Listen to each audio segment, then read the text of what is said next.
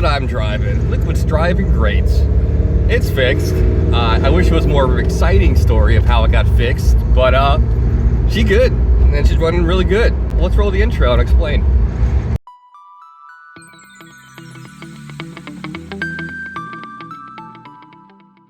Oh man, what a relief. So real quick recap, if you don't follow the channel, I drove by C5 Z06 through standing water about 12 days ago, not on purpose. It was about 7 inches of water, about 20 yards. About 3 miles later, the car started bogging down, acting all goofy, flashing check engine lights. I got a P03 Z06, which is a piston 6 misfire. I was confused. And honestly, I was about an hour away from throwing in the towel when I found the issue. So real quick, a recap of what I did since this happened. I did drive it home that night. I kept it high RPMs to overcome the fuel trim, and it ran okay. So that night I got home, it was like brackish water I went through, so I hosed everything down underneath I could without using pressure, you know? And checked the air filter, of course, all the basic stuff, little sensors of where I could, and jiggle stuff around. It was late at night. So fast forward the next few days, I went through everything. So my initial thought was it was an O2 because the trims were all goofy on both sides. And it was giving an engine code that didn't make sense because I paid so much attention to piston number 6 or cylinder 6. I made sure that they had a brand new plug wire, or swap plug wire, new coil. I checked the voltage on the injector. Everything checked out. That cylinder had everything it needed. The only thing I did not do was a compression test, which was going to be the next thing to do. So anyways, long story short, I probably spent 12 hours on this damn thing trying to get it rectified. So tonight I took out all the O2s, all 4 of them, looked at everything. I did replace the front ones and all the little pigtails and everything. It just didn't make sense. It was driving me nuts.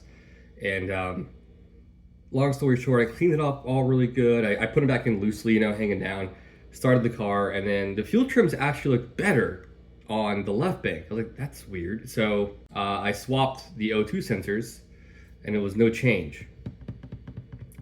So bank 2 was still messed up, but even after changing the sensors, so it doesn't make sense. There's no continuity there. So I started checking the plugs and the wires, you know. Again, checking for corrosion. I did find corrosion in one of the plugs last week. It was all cleaned up.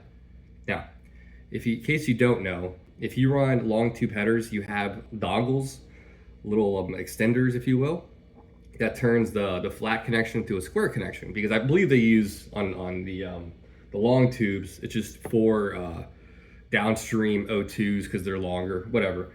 So long story short, just on a whim, I took both the dongles out and swapped them.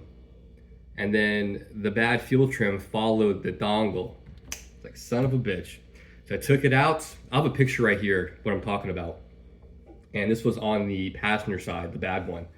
Put it to the driver's side, and then yeah, the weird trims followed that little dongle. But it looked fine. So I took the pins out on the flat side, and sure enough, there's a bunch of corrosion in there. So what I'm assuming happened, I got some water splashed up in there, right on top of it. It kind of worked its way down, it shorted out.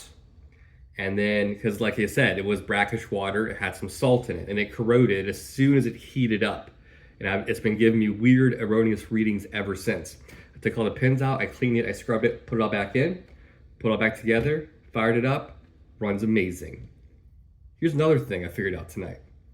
So I bought this car 4.5 years ago, and when I bought the car, it had weird fuel trim issues with it. And they had the upstream and downstreams cross. I fixed that. It was like a month trying to figure this out. I got that figured out. Tonight, or over the last week, I realized I've never done long tubes on a C5 Corvette because it was already done when I got it. So I never looked into it. The rear O2 sensors, they do cross. So the rear ones, the one on the passenger side will go to bank 1, and the one on the driver's side will go to bank 2. Whatever, cool. The front ones do not cross. Mine were both crossed. I uncrossed them after I fixed it. Not only does it run how it should, it actually runs better now. So it's kind of dumb luck that I found that. So I guess the way they tuned it, it made it work. It worked. But now the correct bank is on the correct side for the upstream, and it runs great. So I do have a gnarly belt squeak though. I'm sure I got some corrosion in some of the pulleys on the belts. I gotta fix that, but that's easy. I can work with that. So yeah, long story short, passenger side dongle had corrosion in it. That's all it was. I wish it was something a lot more exciting, a lot more exotic. That's it. I'm relieved. So now I can focus on my house for the next 2 weeks. Man. Oh, and also my front splitter, about 2 weeks ago, right before this happened, I was driving home the interstate. I hit something and it shattered it. Like, psh. The next morning, I didn't even feel it. The next morning, I go outside. Like, what the hell happened? Just the size like a basketball, just gone on the driver's side front corner. Just so, yeah, the splitter's gone. Took that off too.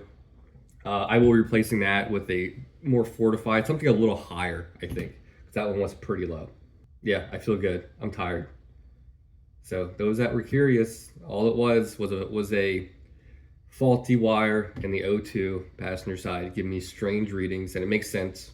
It all makes sense now. So yeah, and again, I wish it was something more exciting. And I was an hour away of just giving up and getting a flatbed tomorrow to a shop, but I'm glad I didn't. I just had, it's the only thing I bought new O2s, which I didn't have to, but that's fine. And then I bought a plug. So shotgun parts a little bit.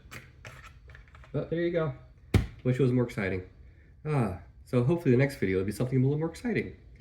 So yeah, next video is going to be a C8, getting the engine bay wrapped up, and then we'll do some interior work. No, after the engine bay is wrapped up in the C8, we're going back to the C5 to work on the interior. But I got so much going on. That might wait until we get to the new garage. We'll see. But anyways, quick little updates. Car's fixed. It's running great. I'm relieved. That's where I'm at. Cool. All right, guys. Have a good weekend. See you later.